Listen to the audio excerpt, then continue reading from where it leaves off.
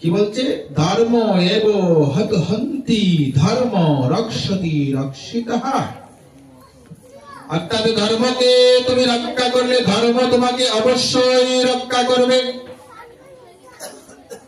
তুমি যদি ধর্ম মেনে চলো, তুমি যদি ধর্মের কর্ম করো, তাহলে ধর্ম তোমাকে অবশ্যই রক্ষা করবে। কিন্তু তুমি যদি ধর্ম থেকে বিচ্যুত হয়ে যাও, ধর্ম থেকে সরে যাও, তাহলে ধর্মই তোমাকে নির্মম ভাবে বিনাশ করে দেবে। কেমন? যে ধর্ম মেনে চলে তাকে ধর্ম রক্ষা করবে, যে অধর্ম করে তাকে কি ধর্ম রক্ষা করবে? যে অধর্ম করে, যে অপকর্ম করে, যে কুকর্ম করে, তাকে ধর্ম কি করবে? বলছে তাকে ধর্মই তাকে কি করবে? বিনাশ করে দেবে। কেমন করে? রাবণের মতো বেদজ্ঞ পণ্ডিত এই জগতে আর একটা হবে কিনা তা সন্দেহ আছে। আজও শিবের যে তাণ্ডব স্তুত গাওয়া হয়, সেটা রাবণের লেখা স্তুতটা এখনো পাঠ করা হয়। তিনি এত বড় বেদজ্ঞ পণ্ডিত ছিলেন, আর বল শক্তির দিকে কোনো দিকেই তো তার কম ছিল না, তাই না? কৈলাস পর্বতকে যিনি তার দুবাহুতে উঠিয়ে নিয়েছিলেন, কাকে? মহাদেবীকে, পার্বতীকে সহ যিনি কৈলাস পর্বতকে দুবাহুতে তিনি উঠিয়ে, কত বড় শক্তিশালী। আর চিন্তা করুন, ভগবতী মাকে তিনি এমন ভাবে বশ করেছিলেন যে ওনাকে কেউ আক্রমণ করতে আসলে মা তখন সামনে দাঁড়িয়ে যেত। ঠিক আছে? এত বড় মহান শক্তিশালী হয়েও কি হয়েছে? রাবণের পতনটা হলো কেন? রাবণের পতন হলো কেন? বলতে সে অধর্ম করেছে, তাই তাকে কি করেছে? পরস্ত্রী অপহরণ করেছে, সীতামাকে অপহরণ করেছে। এছাড়াও আরো অনেক অধর্ম কাজ তিনি করেছেন, মুনিদেরকে জ্বালাতন করেছেন, আরো বিভিন্ন ভাবে সে অপকর্ম কুকর্মে লিপ্ত হয়ে গেছেন। তার শক্তি সামর্থ্যের অপব্যবহার করেছেন, সে ধর্মচ্যুত হয়ে গেছেন। তাই ধর্মই তাকে নির্মম ভাবে কি করেছেন? বিনাশ করে দিয়েছে। তাহলে সনাতন ধর্মের আচার নিয়ম যিনি সঠিকভাবে পালন করেন তাকেই তো ধার্মিক বলা হয়।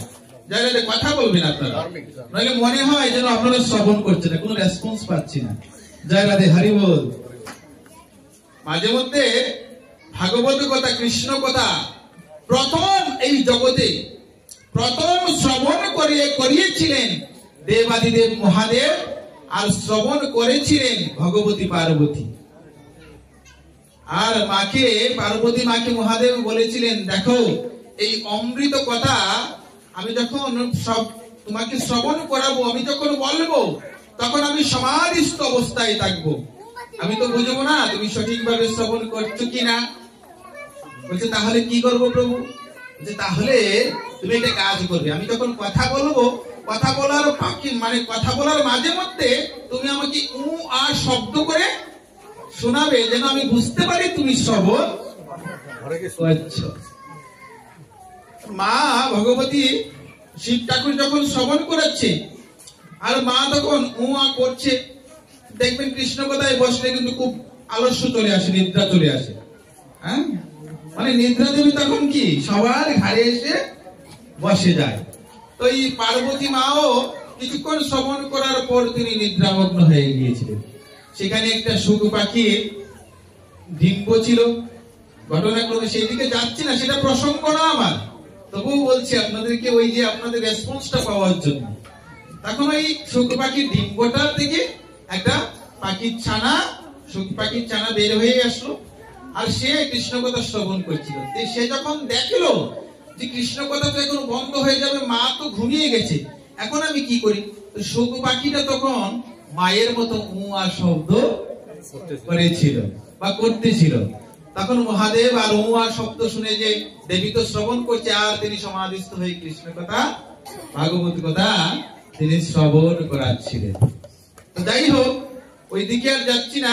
এই জন্য বললাম যে কৃষ্ণ কথা শ্রবণ করলেও মাঝে মধ্যে যদি আপনারা ও আ বা কৃষ্ণ হরিবল বলেন, তাহলে আমি বুঝতে পারবো যে আপনারা মনোযোগ দিয়ে শ্রবণ করছেন।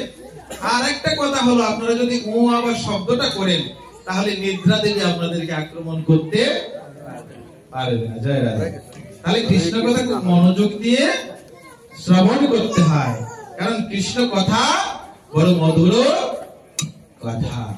কৃষ্ণ কথা বড় মধুর কথা,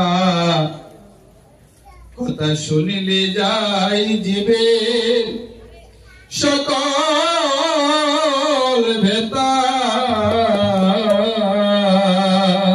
ওরে কৃষ্ণ কথা বড় মধুর কথা, শুনিলে যাই জীবে সকল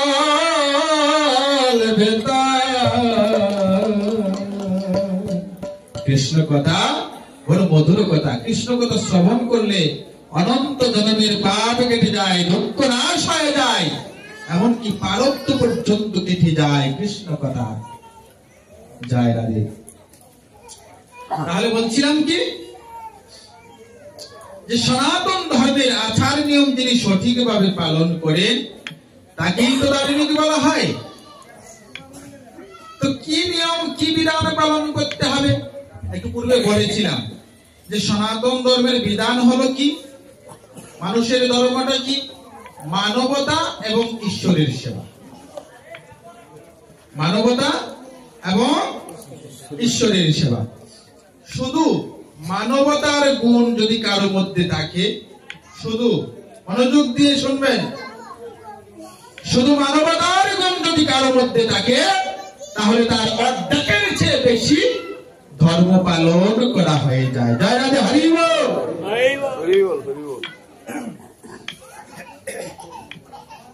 এখন মানবতার গুণ কার থাকে বাবা? মানবতার গুণ কার থাকে? মানুষের। মানুষেরই তো, নাকি পশু পাখির থাকে? মানুষ কাকে বলে?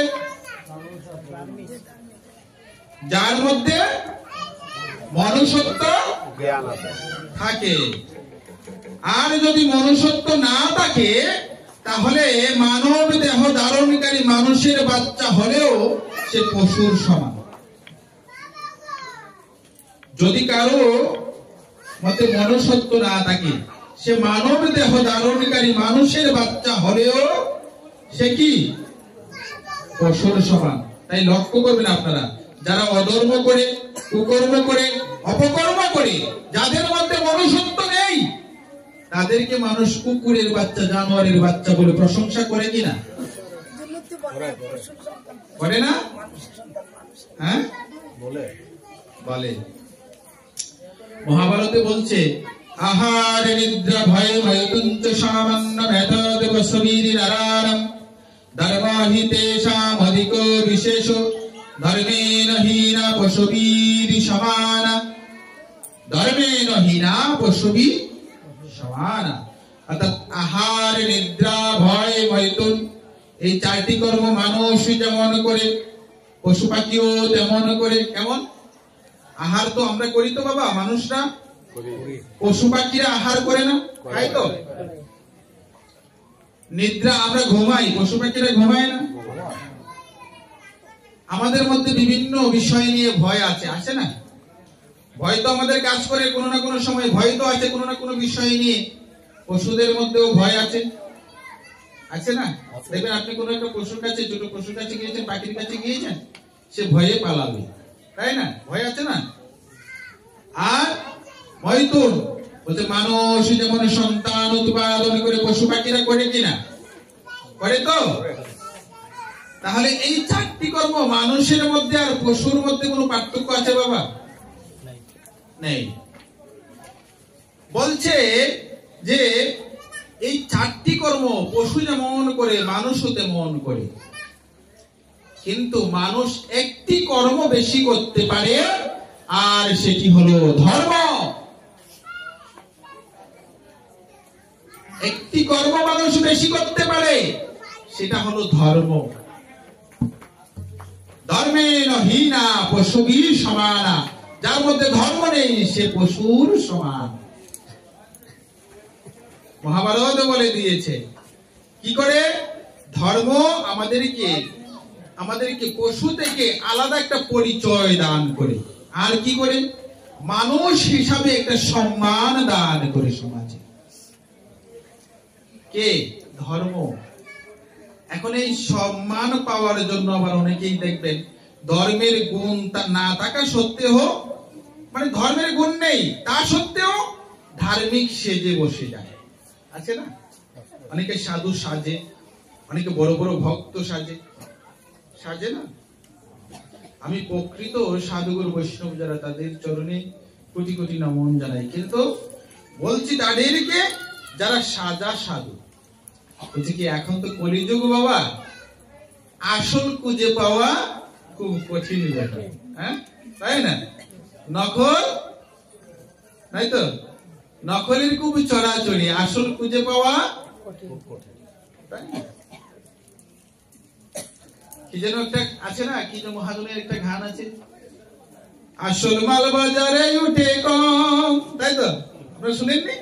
নকল মালের বেচা কিনা কি চলছে, নকল মালের পয়রা যারা তারাই খুব গরম, বেচা কিনা চলছে হরদম, যাচাই করে না, পীড়িতের বাজার ভালো না।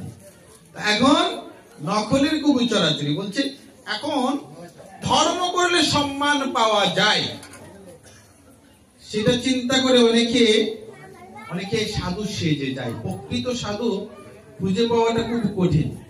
আমার মতো সাজা সাধুর অভাব নেই। কি করে, কেন সাজে, কেন? বলছে কোন রকম একটু ধার্মিক বা সাধু হতে পারলেই তো কি অন্তত সম্মানটা তো বেশি পাওয়া যায়, মাঝে মধ্যে সম্মানীয় পাওয়া যায়। তো ভগবান বলছে ভক্ত হওয়ার কথা, ভক্ত তো হতেই হবে, না এছাড়া তো আমাদের উপায় নেই। কিন্তু ভক্ত হয়ে আমরা বিভিন্ন ভাবে, ভক্তদের মধ্যে বিভক্ততা দেখবেন কত, হ্যাঁ ভক্তদের মধ্যে বিভক্ততা খুব বেশি, তাই আমরা পিছিয়ে আছি, সনাতনী সমাজ পিছিয়ে আছে। এই মতের ভক্ত এক মতের ভক্ত আরেক মতের ভক্তকে দেখতে পারে না, এক মতের ভক্ত আরেক মতের ভক্তের হাতে খাবে না, এক মতের ভক্ত আরেক মতের ভক্তের বাড়ি যাবে না, তাই না বাবা? আর সাধারণ মানুষের মধ্যে তো আমাদের দলাদলি ফালাফালি আছে, সেটা সনাতনী সমাজের জন্য একটা কি একটা ঐতিহ্য হয়ে দাঁড়িয়েছে এখন, তাই না? হ্যাঁ, কিছু একটা কথা কাটাকাটি নিয়ে বা কোনো একটা কিছু নিয়ে শ্যামানন্দের বাড়ি রামানন্দ যাবে না, রামানন্দের বাড়ি শ্যামানন্দ যাবে না, হ্যাঁ, আর কমলাকান্তের বাড়ি ও যাবে না, শ্যামাকান্ত পূজা করছে কমলাকান্ত যাবে না, ওর পূজা ও করুক, হ্যাঁ পারলে আমি দুটো করব, কিন্তু ওর বাড়ি যাব না। আর যত ধরনের দলাদলি, এক গ্রামে গিয়েছিলাম, বাবা নাম বলবো না, ওই গ্রামে 27 কোট সনাতনী পরিবার, কিন্তু দল হলো 7টা। কয়টা? আর সাধু ভক্তদের বিভক্তি দেখলে কি হয়, মাঝে মধ্যে সাধারণ মানুষরা বিভ্রান্ত হয়ে যায় যে কোন দিকে যাব, তাই না? 4 জন সাধু 4 মতের এক জায়গায় হয়েছে,